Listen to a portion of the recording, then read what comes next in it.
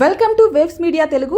విజయవాడలో విద్యాశాఖ మంత్రి నారా లోకేష్ నివాసం వద్ద సమగ్ర శిక్షలో పనిచేస్తున్న ఉపాధ్యాయులు, సిఆర్పీలు, మెసెంజర్లు, పార్ట్ టైం ఉపాధ్యాయులు, డేటా ఎంట్రీ నిర్వాహకులు ధర్నా నిర్వహించారు. సమాన పనికి సమాన వేతనం కల్పించాలని డిమాండ్ చేస్తూ ప్రకాశం బ్యారేజ్ వరకు ర్యాలీ చేపట్టారు. చిత్తూరు జిల్లా సిఆర్పీలు కృష్ణమూర్తి, ప్రకాష్, విశ్వనాథం ఆధ్వర్యంలో పలువురు ఉద్యమంలో పాల్గొన్నారు.